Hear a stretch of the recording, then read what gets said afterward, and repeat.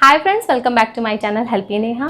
आज की वीडियो में हम बात करने वाले हैं कुछ ऐसे इंपॉर्टेंट टिप्स के बारे में जिससे कि अगर आपके बच्चे का मन पढ़ाई में नहीं लगता है या फिर वो अपनी स्टडीज़ में फोकस नहीं करता है और आपको बार बार कहना पड़ता है, तो अगर आप इन सारे टिप्स को फॉलो करते हैं और इस वीडियो को अच्छे से समझते हैं और लास्ट तक देखते हैं तो 100% आपको रिजल्ट मिलेगा। इस वीडियो को लास्ट तक ज़रूर देखिए क्योंकि इस वीडियो के लास्ट में एक ऐसी बोनस टिप है जो कि आपको 100% रिजल्ट जरूर देगी गाइस, क्योंकि मेरा पर्सनल एक्सपीरियंस है, मैंने भी अपने बच्चों पे यही फॉलो किया था। तो वीडियो को स्टार्ट करने से पहले मेरी आपसे रिक्वेस्ट है कि अब तक अगर आपने मेरे चैनल को सब्सक्राइब नहीं किया है तो प्लीज़ सब्सक्राइब जरूर करिए, क्योंकि मेरे मोस्टली जो वीडियोज़ होते हैं वो किड्स और पेरेंटिंग पे रहते हैं। तो वीडियो को सब्सक्राइब ज़रूर करना और वीडियो अगर पसंद आए तो लाइक एंड शेयर ज़रूर करिएगा। तो लेट्स स्टार्ट द वीडियो।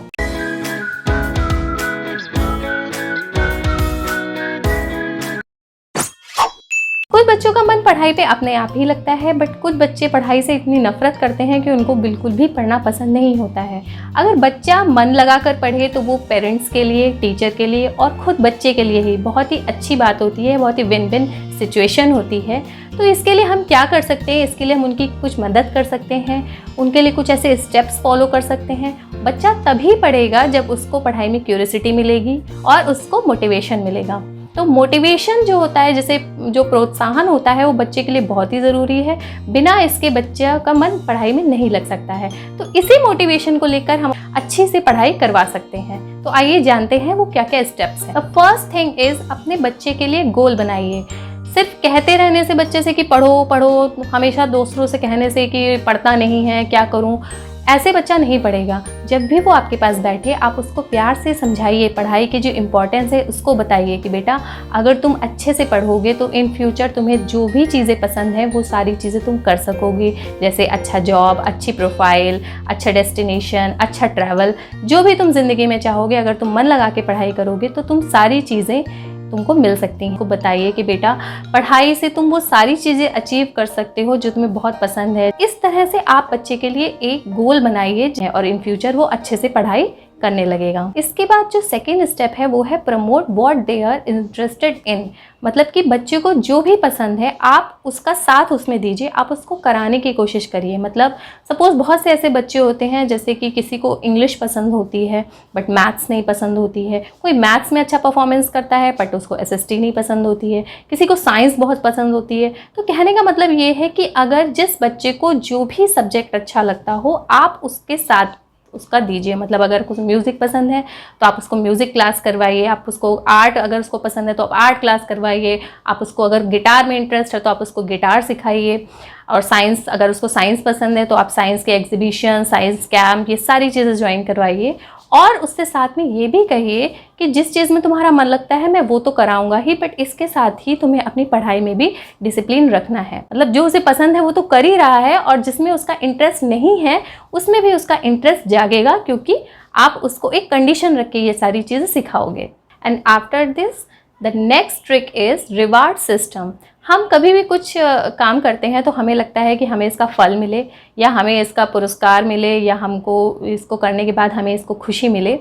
तो बस इसी जो प्राइज़ है या जो रिवार्ड है इसी को आप उसके बच्चे की पढ़ाई से जोड़ दीजिए। कहने का मतलब ये है कि आप बच्चे को ऐसे बोलिए कि अगर बच्चा तुम इस तरह से पढ़ाई करोगे तो तुम्हें ये चीज़ मिलेगी, और अगर तुमने आज ये नहीं किया है तो तुम्हें ये चीज़ नहीं मिलेगी। फॉर एग्जाम्पल आप बच्चे से कुछ इस तरह से बोलिए कि हाँ आज अब तुमने जो है ना 2 घंटे एक्स्ट्रा पढ़ाई करी है तो तुम आधा घंटे टीवी देख सकते हो, और अगर आज तुमने कम पढ़ाई करी है तो आज तुम्हें टीवी देखने को नहीं मिलेगा या फिर तुम्हें बाहर जाने के लिए नहीं मिलेगा या दोस्तों के पास जाने के लिए नहीं मिलेगा।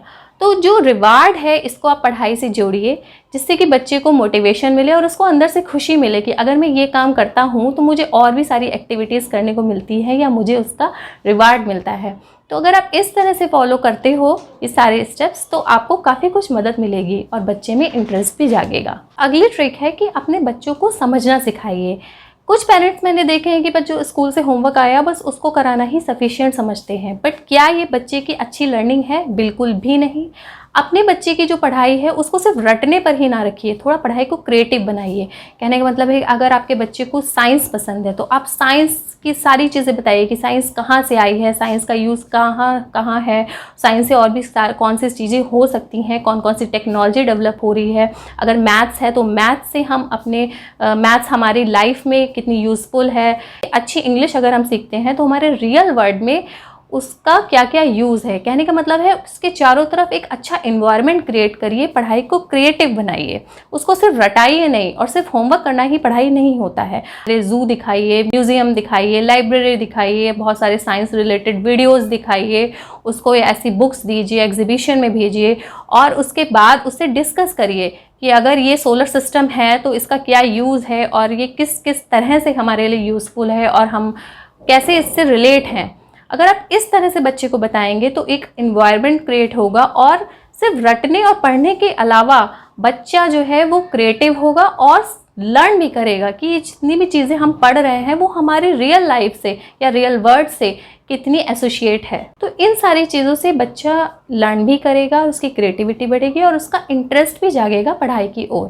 तो ये सारी चीज़ें आप बच्चों के साथ करिए, ना ही सिर्फ उसको रटाइए। इसके बाद जो अगला स्टेप है वो है मेक स्टडी अ फन। कई बार बच्चे जो होते हैं उनको पढ़ने से दिक्कत नहीं होती है, पढ़ाई के तरीक़ों से दिक्कत होती है। मतलब उनको समझ नहीं आ पाता है कि क्या वही नोटबुक बुक्स उसको रीड करो, फिर उसको लिखो, फिर एग्ज़ाम दो। तो आपको उनकी पढ़ाई के तरीक़ों में चेंज करना है। कहने का मतलब है कि जो कन्वेंशनल और ट्रेडिशनल मेथड है आप उनको चेंज करके देखिए, क्या पता आपके बच्चे को कोई चीज़ पसंद आ जाए।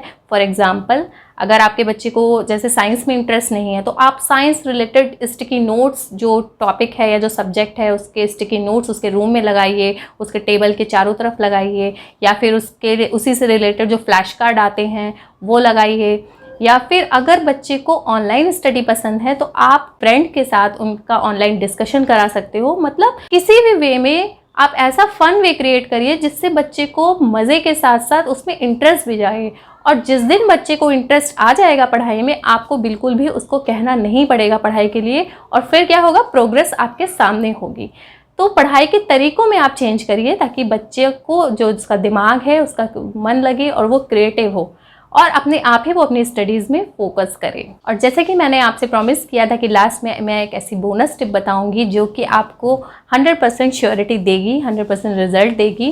तो अब बात करते हैं उस टिप की। तो वो टिप है एड्रेस द स्टडी गैप। अपने बच्चे की उस प्रॉब्लम को समझिए जहाँ पर वो अटकता है। मल्टीप्लिकेशन में प्रॉब्लम आ रही है और उस मल्टीप्लिकेशन की वजह से वो मैथ्स को ही नहीं पढ़ना चाह रहा है क्योंकि उसको वो समझ ही नहीं आ रहा है।